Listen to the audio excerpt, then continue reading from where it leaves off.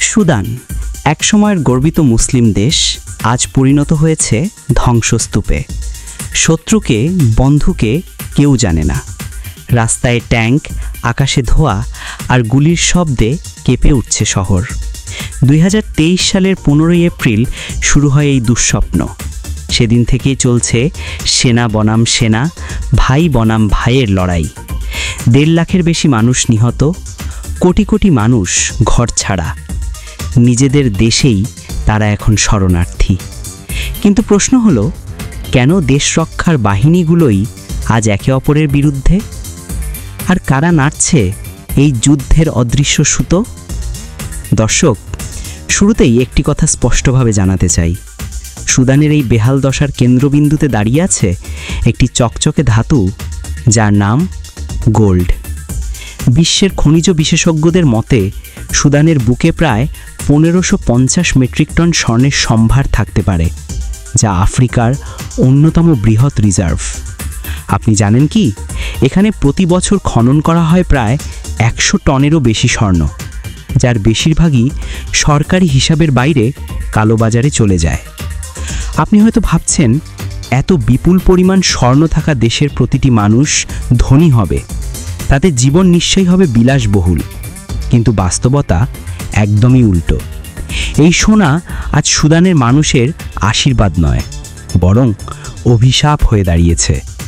শুনলে অবাক হবেন, সুদানের উত্তরাঞ্চলের মরুভূমি, যেখানে সূর্যের তাপ 50 ডিগ্রিরও বেশি, শত শত মানুষ হাতুড়ি আর ছাঁকনি নিয়ে সারাদিন সোনা খুঁড়ছে। কেউ শিশু, কেউ বৃদ্ধ। একটু সোনা পেলে কয়েকদিন চলে, না পেলে ক্ষুধা, তৃষ্ণা আর হতাশা তাদের সঙ্গী। সরকারি সেনা ও আর্ধসামরিক বাহিনী দুপক্ষই চায় এই রঙিন সোনার খনি নিজেদের নিয়ন্ত্রণে। এই নিয়ন্ত্রণ বোঝার জন্য ফিরে যেতে হবে 1956 সালে, যখন সুদান স্বাধীনতা লাভ করে। কিন্তু উত্তরের ও দক্ষিণের মধ্যে ক্ষমতার লড়াই শুরু হয়। ফলাফল অভ্যুত্থান, সেনাশাসন আর গৃহযুদ্ধ। এই অস্থিরতার মাঝে উঠে আসে এক সামরিক নেতা, ওমর আল বাশির। 1989 সালে এক অভ্যুত্থানের মাধ্যমে বাশির ক্ষমতা দখল করেন। প্রথম দিকে সত্যি শান্তি। দক্ষিণ সুদানের যুদ্ধ থেমে যায়, তেল বিক্রি বাড়ে, বন্দুকের শব্দ কমে আসে। কিন্তু শান্তি স্থায়ী হলো না। বাশিরও স্বর্ণের লোভ সামলাতে পারেননি। 2000 সালের পর খোঁজা শুরু হয় সুদানের মাটির নিচের 1500 মেট্রিক টনেরও বেশি স্বর্ণ। এই খবর জানাজানি হতেই শুরু হয় নতুন যুদ্ধ। বাশিরের সেনা, মিলিশিয়া এবং বিদেশি কোম্পানি সবাই লড়ছে স্বর্ণ দখলের জন্য। এতেই গড়ে ওঠে RSF, র্যাপিড সাপোর্ট ফোর্সেস। একদিকে বাশিরের পক্ষে লড়ছে, অন্যদিকে স্বর্ণের খনি দখলে নিজেদের সাম্রাজ্য করছে। নেতৃত্বে ছিলেন মোহাম্মদ হামদান দাগালো, সংক্ষেপে হেমেতি। স্বর্ণের লোভ, সামরিক শক্তি এবং ক্ষমতার খেলা, এটাই আবারও সুদানকে আগুনের দিকে টেনে নিচ্ছে। এক সময় বাশির ও হেমেতি ছিলেন অটুট মিত্র, প্রেসিডেন্ট বাশির এবং তার সবচেয়ে বিশ্বস্ত সেনানায়ক হেমেতি। কিন্তু ক্ষমতার নিয়ম একটাই, ভাগাভাগি করা যায় না। ধীরে ধীরে তাদের বন্ধুত্ব ভেঙে যায় এবং শুরু হয় এক নীরব দ্বন্দ্ব। বাশির ভেবেছিলেন স্বর্ণ তাকে অজেয় করে তুলবে, কিন্তু সেই স্বর্ণই শেষ পর্যন্ত তার পতনের কারণ হয়ে দাঁড়ায়। শুনতে খারাপ লাগলেও এটাই সত্যি যে 2019 সালে যখন জনগণ রাস্তায় নামে, যে সেনাবাহিনী তার পাশে থাকার কথা ছিল, তারা উল্টো বিপক্ষে দাঁড়ায়। এরপর বাশিরের সেনাবাহিনী এবং হেমেতির RSF দুই ভাগে বিভক্ত হয়।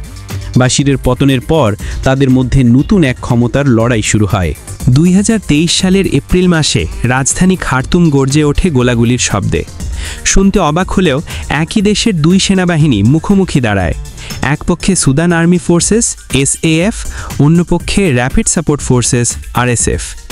এই সংঘাত মুহূর্তের মধ্যে ছড়িয়ে পড়ে পুরো দেশ জুড়ে।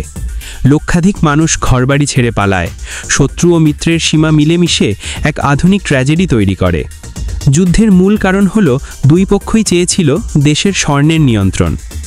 সুদানের দারফুর, নোবা মাউন্টেন্স এবং ব্লু নাইল অঞ্চল শুধু খনি নয়, এখানে রয়েছে কোটি কোটি ডলারের সম্পদ লুকিয়ে রাখা এক দুনিয়া।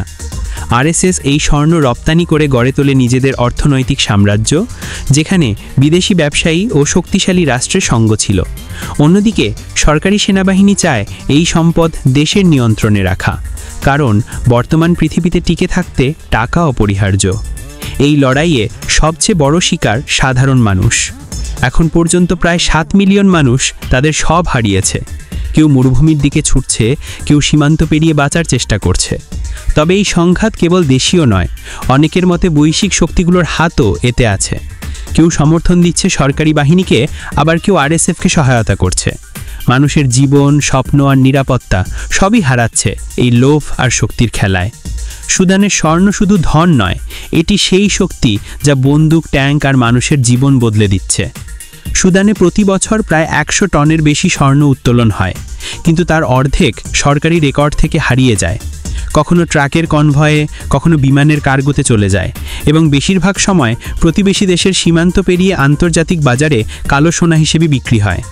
এতে সরাসরি জড়িত সরকারি সেনাবাহিনী এসআইএফ এবং আধা সামরিক বাহিনী আরএসএফ। তারা স্থানীয় শ্রমিকদের ব্যবহার করে অবৈধভাবে স্বর্ণ উত্তোলন করে এবং তা বিদেশি ব্যবসায়ীদের কাছে বিক্রি করে। আন্তর্জাতিক রিপোর্টে বলা হয়েছে এই স্বর্ণ বিদেশে বিক্রি হয় অস্ত্র ও যুদ্ধের জন্য অর্থ সংগ্রহে, আর সরকারি বাহিনীও নিজেদের অর্থ ঘাটতি পূরণের জন্য গোপনে অংশ নেয়। এইভাবে সুদানে তৈরি হয়েছে এক ধরনের গোল্ড ওয়ার ইকোনমি, যেখানে প্রতিটি বুলেট, প্রতিটি ট্যাঙ্ক এক একটি স্বর্ণের টুকরার জ্বালানি। দুবাই ঝলমলে শহর, কিন্তু এর নিচে লুকিয়ে আছে এক অন্ধকার গল্প। অনেকেই মনে করেন বিদেশি ব্যবসায়ী ও কিছু প্রভাবশালী দেশ সুদানের স্বর্ণের লড়াইকে নিজেদের স্বার্থে ব্যবহার করছে। যুদ্ধক্ষেত্র থেকে আসা স্বর্ণের বড় অংশ শেষ হয় দুবাইয়ে, যা এরপর বৈধ হয়ে যায় রিফাইনিং প্রক্রিয়ার মাধ্যমে। ফলে সুদানের রক্তমাখা সোনা দুবাইয়ের ঝলমলে বাজারে বিক্রি হয়। যদিও দুবাই সরকার কখনো সরাসরি এসব অভিযোগ স্বীকার করেনি, তারা বলেছে আন্তর্জাতিক মান বজায় রেখেই স্বর্ণ বাণিজ্য পরিচালনা করা হয়। আপনারা জানেন কি, সুদানের স্বর্ণ শুধু দেশীয় লড়াই নয়, এটি এখন আন্তর্জাতিক শক্তির খেলায় রূপ নিয়েছে। শুনলে অবাক হবেন, এই যুদ্ধের সঙ্গে শুধুমাত্র দুবাই জড়িত নয়, ছায়ার মতো রাশিয়ার প্রভাবও আছে। বিশেষ করে ওয়াগনার প্রাইভেট মিলিটারি গ্রুপ, যা 2017 সাল থেকে সুদানে প্রবেশ করে। সাবেক প্রেসিডেন্ট বশিরের সময় পশ্চিমা নিষেধাজ্ঞার চাপ কাটাতে তারা রাশিয়াকে মিত্র হিসেবে গ্রহণ করে। এরপর রাশিয়ান কোম্পানি মেরো গোল্ড সুদানে স্বর্ণ খনন, রপ্তানি ও লজিস্টিক নিয়ন্ত্রণে কাজ শুরু করে। ওরা সুদান থেকে স্বর্ণ তুলছে, বিক্রি থেকে প্রাপ্ত অর্থ দিয়ে আবার অস্ত্র কিনছে, ফলে দুই দিক থেকেই লাভবান হচ্ছে। এভাবে পারস্পরিক দ্বন্দ্ব আর স্বার্থসিদ্ধির মধ্যে প্রতিদিন সুদানের সাধারণ মানুষ জীবন হারাচ্ছে, আর দূরের কোনো শহরে সেই রক্তমাখা স্বর্ণের দাম গোনা হচ্ছে। এই বাস্তবতা দেখিয়ে দেয় আধুনিক যুগে মানুষ এবং মানবতার মূল্য কতটা ক্ষীণ। সুপ্রিয় দর্শক, আপনি কি মনে করেন সুদানে যা হচ্ছে তা ন্যায়সঙ্গত নাকি অন্যায়? কমেন্ট করে জানান, এবং ভিডিওটি ভালো লাগলে লাইক করতে ভুলবেন না। রহস্য নিয়ে যাত্রা চ্যানেলটা সাবস্ক্রাইব করে আমাদের পাশেই থাকবেন। সবাই ভালো থাকবেন, সুস্থ থাকবেন। আজকের মতো এখানেই বিদায় নিচ্ছি। আল্লাহ হাফেজ।